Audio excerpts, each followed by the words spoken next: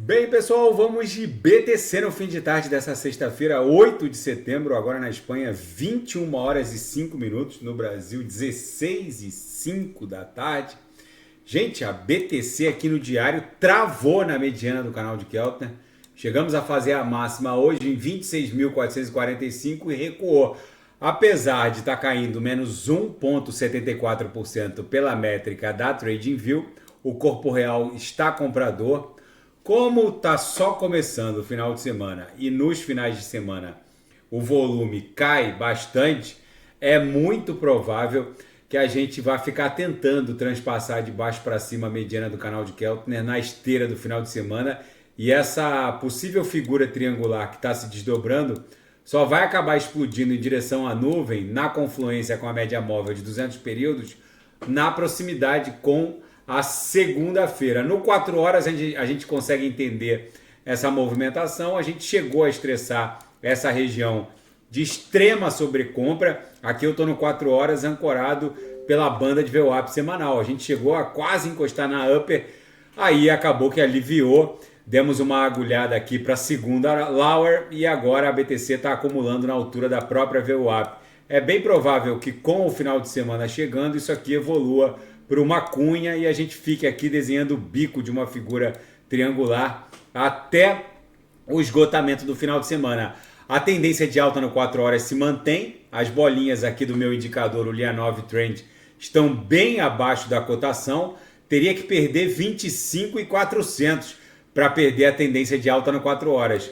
No RSI estocástico, 4 horas já não tem mais para onde cair, já é o terceiro candle vendedor. É bem provável que agora a gente comece a aliviar o estocástico, estressando aqui o patamar de 26.100, 26.200, depois pipocando aqui no bico de uma figura triangularizada. No intraday, a BTC deu bons trades, bateu na lower, acumulou, agora está formando aqui o que parece ser uma longa figura triangular, para depois retornar em direção à VWAP, que está lá em 26.040. Na seara fática, o CEO da Binance, o CZ, descarta preocupações com a solvência da maior exchange do mundo, a Binance. Ele divulgou recentemente um relatório demonstrando a prova de reserva do seu conglomerado de exchanges. Para quem não sabe, cada jurisdição da Binance é uma exchange juridicamente separada, né? É uma Binance Espanha, uma Binance Brasil, uma Binance US, enfim. Ele reporta que essa dança das cadeiras que está acontecendo no primeiro e no segundo escalão é uma turbulência significativa, mas ele quer lidar melhor com os desafios regulamentares, principalmente na jurisdição europeia. O CZ, a Binance está tendo muitos problemas em cada uma das jurisdições da zona do euro. Apesar de existir um marco legal criptográfico aprovado pelo Parlamento Europeu, cada jurisdição está regulamentando de uma maneira e a Binance está tendo uma grande dificuldade para operar na Europa. Espero que na Espanha eles não suspendam a atividade. Eu sou um usuário da Binance na Espanha, e o CEO da exchange turca Todex recebeu uma sentença de 11 mil anos por fraude envolvendo 2 bilhões de dólares. O fundador da Todex fugiu do país em 2021 e foi detido na Albânia em agosto de 2022 e depois extraditado para a Turquia e recebeu 11 mil anos condenado por fraude com o uso de ativos criptográficos. A sentença é extensa, dá conta de uma suposta falência que na verdade teve desvio de recursos, enfim, é toda uma confusão. E o JP Morgan está explorando um sistema de pagamento e liquidação baseado em blockchain através de um token que eles criaram, que roda numa blockchain que eles operam, para liquidação transnacional de divisas. É o novo normal. E na seara geopolítica e finanças internacionais, o S&P tenta reverter uma sequência de 3 perdas sucessivas com esse leve aumento da sexta-feira. Nesse momento, S&P subindo mais 0,02, no nível da estabilidade praticamente. Enfim, vamos ver como encerra o pregão hoje. E o Elon Musk reportou na sua plataforma X que teria frustrado um ataque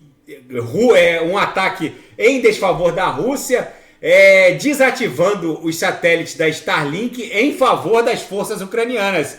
Segundo um tweet do bilionário Elon Musk, as autoridades ucranianas requisitaram os serviços da Starlink, mas ele acabou não autorizando o uso dos satélites na região da Península da Crimeia. E esse tweet teria despertado a ira do comando militar ucraniano. O Elon Musk está virando um verdadeiro Tony Stark do mundo real. Agora ele é uma espécie de senhor da guerra. Nenhuma guerra se desdobra sem os serviços dos seus satélites, a Starlink. E quando ele negou o acesso das forças ucranianas aos satélites na região da Crimeia, ele frustrou um ataque ucraniano em desfavor das forças russas. As autoridades ucranianas não quiseram comentar especificamente essa tentativa frustrada, porque o Elon Musk não teria autorizado, mas segundo representantes das forças ucranianas, houve uma ira em razão do tweet do nosso Tony Stark da vida real. E ainda na seara geopolítica e finanças internacionais, uma nova corrida maluca está se desdobrando agora por robôs assassinos na área militar. Atenção, as tensões entre Estados Unidos e China agora se voltam para construções de robôs assassinos. Uma parceria entre as forças americanas e australianas estão fazendo com que engenheiros americanos e australianos criem submarinos movidos à inteligência artificial. É uma frota de pelo menos 3 submarinos não tripulados com propulsão nuclear, capazes de ficar meses submersos e dotados, inclusive, de armamentos nucleares, como ogivas nucleares. Está criando esse aparato de robôs assassinos. A China está tentando acesso a esses semicondutores de última geração, fabricados principalmente por Taiwan. Os Estados Unidos estão tentando barrar o acesso dos chineses a semicondutores de até 5 nanômetros, mas a China agora recentemente provou, através da gigante Huawei, que eles são capazes de fabricar semicondutores dessa última geração. Enfim, é uma nova corrida maluca que vai inundar os oceanos com robôs assassinos, agora submarinos nucleares movidos à inteligência artificial, movidos à propulsão nuclear e dotados de inteligência artificial. Gente, aqui no gráfico diário, claramente a BTC está iniciando uma pernada que, se romper a mediana do canal de Keltner na altura de 26.700, só vai parar na altura da MM200, na confluência com o centro gravitacional da nuvem na projeção, tá bom? Lá no patamar próximo de 28 mil dólares. Apesar de estar caindo menos 1,77, a gente está desenhando o segundo candle comprador. É possível que durante o final de semana a gente fique ali num reme-reme, desenhando 1 ou 2 dojis, que seriam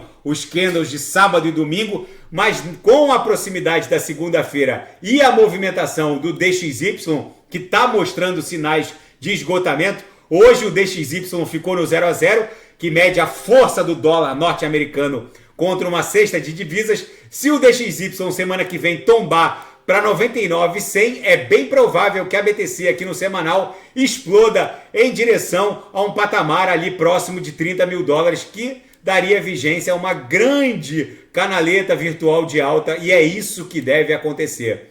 Tá bom, pessoal? Se nada fugir do script, eu volto amanhã para analisar a própria BTC. Fiquem com Deus, e quem quiser sugerir alguma análise é só colocar nas mensagens abaixo. Até amanhã, grande abraço, fiquem com Deus.